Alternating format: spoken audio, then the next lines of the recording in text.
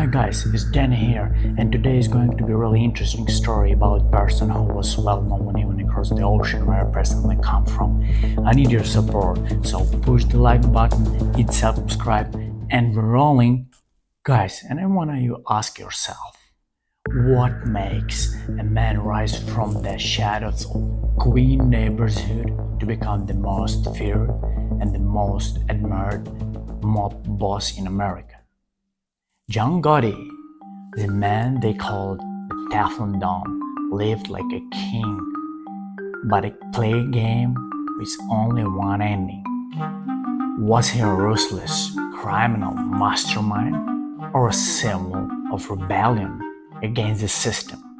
This is a story of power, loyalty, betrayal, and the price of becoming untouchable. It's going to be wild. Joseph John Gotti was born in 1940s in the Bronx, New York. He was raised in a poor family. His father was a day laborer and barely was able to make any money to provide food on the table. But poverty and crowded, ruthless streets of New York made him rough and sharp. By the time he was a teenager, Gotti was already deeply immersed in street gangs, pulling off robberies, hijacking, and of course rough fights. His natural charisma and short temper quickly earned him a huge reputation, and people who was familiar with him said the eyes of someone who didn't fear and feel nothing, just ruthless.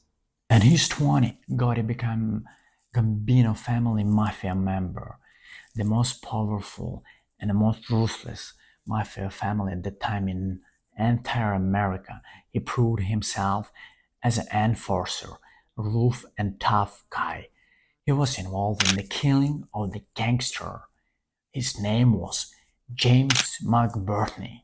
That act of violence secured his tough reputation as a loyal soldier who could handle the toughest work inside Mafia. By the 1980s, the Gambino family controlled unions, construction, gambling, rackets across New York. At the top was Paul Castellano, a boss many considering distant and too focused on white-collar scams, such as just make money, right? Crazy. To men like Gotti, Castellano was out of touch. He didn't value the loyalty of the street soldiers who risked their lives every day. He just didn't care at all. Gotti's ambition grew, and in December of 1985, history was made.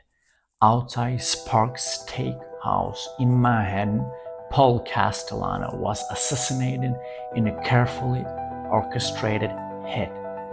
The shots rang out in the heart of New York City, shocking the public. Everyone in the Underworld understood the message.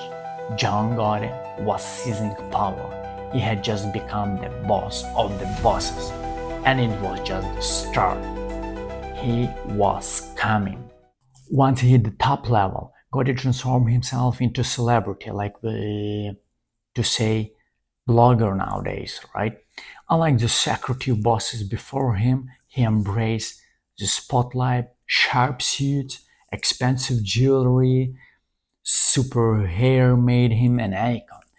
He strolled into courts smiling to crowds, waving to crowds, and just attract attention. So guys, it's not possible, it's not admirable everywhere. Whether you leader of Italian mafia or Albanian mafia, it's fucked up. Time after time, prosecutors brought charges against him, and time after time, he walked free.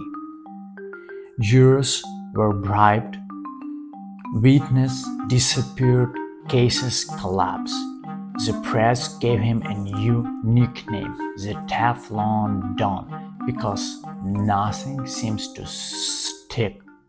You know what? For too many ordinary New Yorkers, he was a hero.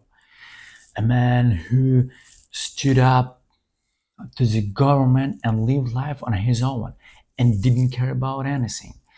But inside the mob, resentment grew. Some saw him a reckless, maybe too flashy, too cocky, and willing, risky, and put everything on the table just to gain popularity. But time and karma are coming. The FBI, humiliated by his escapes, changed tactics. They placed hidden microphones inside Gotti's favorite meeting spot, the Revenant Social Club. Slowly, they collect hours of recording conversation where Gotti casually discussed murders, extortion, and control of the family. To be honest, it was so silly. I'm not able to judge him. I was not even born in that time, but it's so silly, right? If you're the boss and you're in charge of the entire family, you cannot acting like that. By the way, the final blow came from within. Sam is the bull Gravano is raw. God is trusted underboss through government witness. Gravano admitted to his role in 19 murders and testified directly against his boss, which was Gotti.